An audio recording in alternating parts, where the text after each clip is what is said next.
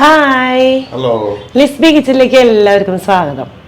അപ്പോൾ ഇന്ന് നമ്മൾ പ്രിപ്പയർ ചെയ്യാൻ പോണത് ഒരു മസാല ദോശയാണ്. അപ്പോൾ മസാല ദോശ മുൻപ് നമ്മൾ പ്രിപ്പയർ ചെയ്തിട്ടുണ്ട് നമ്മുടെ ഭാരത് ഹോട്ടലിലെ മസാല ദോശ. അപ്പോൾ ഇന്ന് നമ്മൾ എപ്പോഴും നമ്മൾ ഒരേ ഒരു രീതിയിൽ തന്നെ ദോശ ഉണ്ടാക്കുമ്പോൾ അല്ലെങ്കിൽ മസാല ദോശ ഉണ്ടാക്കുമ്പോൾ അതിനൊരു ചേഞ്ച് വേണം തോന്നല്. അതെ, അപ്പൊ നമുക്ക് അങ്ങനെ ഉണ്ടാക്കാൻ തോന്നുമ്പോ, അതായത് വെറൈറ്റി ടേസ്റ്റിൽ മസാല ദോശ ഉണ്ടാക്കാൻ തോന്നുമ്പോ ഉണ്ടാക്കാൻ പറ്റിയുള്ള ഉഗ്രൻ ഒരു ഓപ്ഷനാണ് മൈസൂർ മസാല ദോശ. അപ്പൊ അതില് മസാലക്കൊക്കെ ആ ഒരു സ്പൈസിനെസ് കൂടുന്നത് വേറൊരു സംഭവം ഉണ്ടാക്കുമ്പോഴാണ്. അല്ലാതെ ദോശയൊക്കെ നമ്മുടെ സാധാരണ ദോശ തന്നെ, പക്ഷെ ആ ഒരു ടേസ്റ്റ് കിട്ടണമെങ്കിൽ നമ്മൾ ആ പ്രിപ്പറേഷൻ. അപ്പോൾ വീഡിയോ മുഴുവനായിട്ട് കാണുക. വീഡിയോ ട്രൈ ഔട്ട് ചെയ്യാൻ പറ്റിയ ഒരു ദോശ.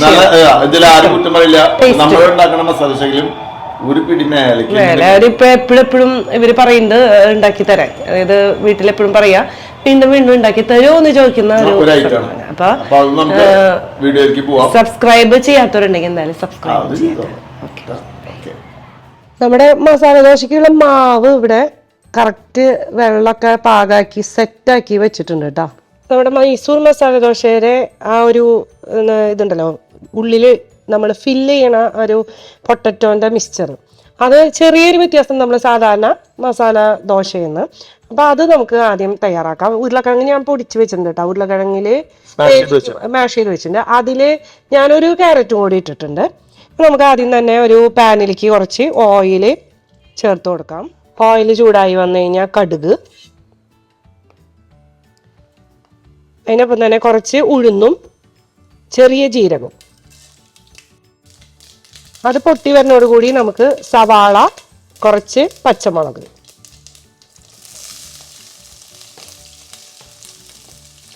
ഇതൊക്കെ നമ്മുടെ ആവശ്യത്തിന്, അതായത് ഇപ്പോൾ ഞാൻ ഇത് വലിയ സവാളയാണ് എടുത്തിരിക്കുന്നത്, നമുക്ക് എരിവിനനുസരിച്ച് പച്ചമുളക് എടുക്കാം.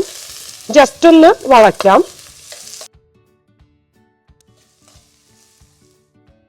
സ്വല്പം മഞ്ഞപ്പൊടി, ആവശ്യത്തിന് ഉപ്പ്, ഒന്നുകൂടി മിക്സ് ചെയ്യാം കേട്ടോ. നമുക്ക്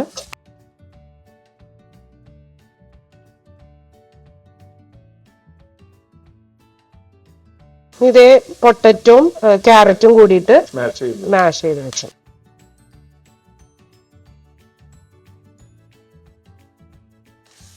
ഇത് നന്നായിട്ട് അങ്ങോട്ട് മിക്സ് ചെയ്ത് കൊടുക്കാം.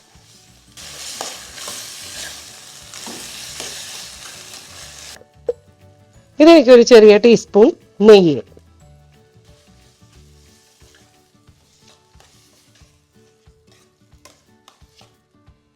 മല്ലിയില ഒരു പിടി.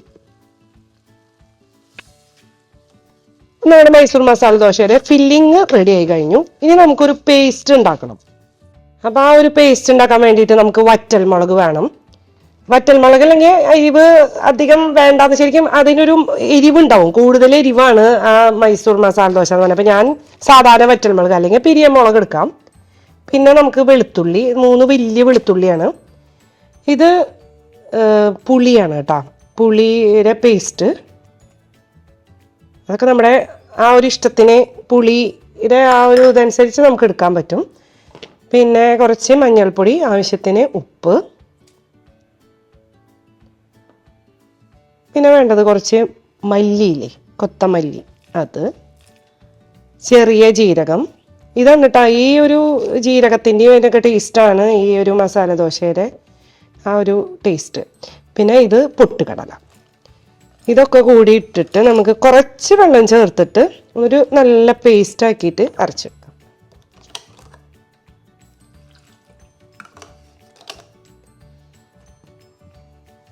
മസാല പേസ്റ്റ് ഇവിടെ നന്നായി അരച്ച് ഒരു പാത്രത്തിലാക്കി വെച്ചിട്ടുണ്ട്. നമ്മളൊക്കെ സെറ്റ് ആയിട്ടുണ്ട്. ഇനി നമ്മളിത് ദോശക്കല്ല് ചൂടാക്കാൻ വെച്ചിട്ടുണ്ട്. വലിയ ദോശക്കല്ലാട്ടോ നമ്മുടെ. അപ്പം നന്നായി ചൂടായതിന് ശേഷം വേണം നമ്മുടെ മാവ് ഒഴിക്കാൻ. അപ്പം ഇതിൻ്റെ ടിപ്സൊക്കെ നമ്മൾ മുൻപ് മസാല ദോശ ഉണ്ടാക്കുമ്പോൾ പറഞ്ഞു തന്നിട്ടുണ്ട്, ദോശക്കല്ലുമ്പോൾ പിടിക്കാതിരിക്കാനുള്ള ടിപ്സൊക്കെ. അപ്പോൾ അങ്ങനെ പിടിക്കുന്നുണ്ടെങ്കിൽ അങ്ങനത്തെ ടിപ്സൊക്കെ യൂസ് ചെയ്ത് ആദ്യം ദോശക്കല്ലൊക്കെ നന്നായി മഴക്കിയതിന് ശേഷം ദോശ ഉണ്ടാക്കുക. ലിങ്ക് ഇടാം. അത് നമ്മുടെ ഭാരതിലത്തെ മസാല ദോശയാണ് നമ്മൾ ഉണ്ടാക്കിയായിരുന്നത്, ഹോട്ടൽ ഭാരതിലത്തെ. അപ്പം എല്ലാവരും ഉണ്ടാക്കി നോക്കിയിട്ട് നല്ല ഒരു ഫീഡ്ബാക്ക് കിട്ടിയിട്ടുള്ള ഒരു ഐറ്റം ആയിരുന്നു അത്. അതായത് കറക്റ്റ് അതിന്റെ മസാല നമ്മുടെ ഹോട്ടൽ ഭാരതിലത്തെ മസാലയായിരുന്നു എന്ന് പറയാം. ആ ടേസ്റ്റാണ്. അപ്പം നമ്മൾ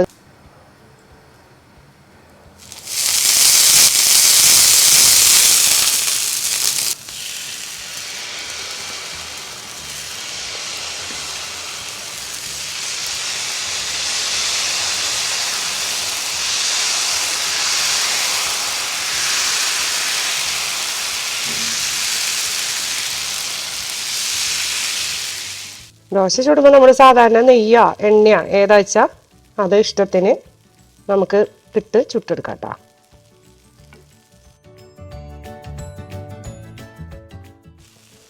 ദോശ ഇങ്ങനെ ചൂടായി വരുമ്പോൾ നമ്മൾ നേരത്തെ തയ്യാറാക്കി വെച്ച ഈ പേസ്റ്റ് ഉണ്ടല്ലോ അതൊന്ന് എല്ലാവർക്കൊന്ന് ചെറുതായിട്ട് സ്പ്രെഡ് ചെയ്ത് കൊടുക്കാം.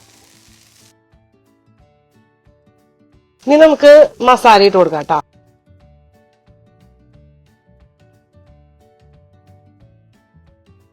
കുറച്ച് സവാള ഇങ്ങനെ ഇട്ട് കൊടുക്കും, ഉണ്ടാക്കി എടുക്കാം. ഒരു വെറൈറ്റിക്ക് വേണ്ടിയിട്ട് കുട്ടികൾക്കൊക്കെ ഉണ്ടാക്കി കൊടുക്കാവുന്ന ഒരു അടിപൊളി മസാല ദോശയാണ്. അതായത് ഇതൊരു വെറൈറ്റി ആണ്, ഒരു ഇഷ്ടാവും, ഒരു രസമാണ്. നമുക്ക് നമ്മുടെ സാധാരണ സാമ്പാറും ചട്നിയൊക്കെ കൂട്ടി കഴിക്കാം. അതില്ലെങ്കിലും നല്ല ടേസ്റ്റാണ്. അതിലൊരു ചട്നി പോലത്തെ ഒരു ഇതുണ്ടല്ലോ.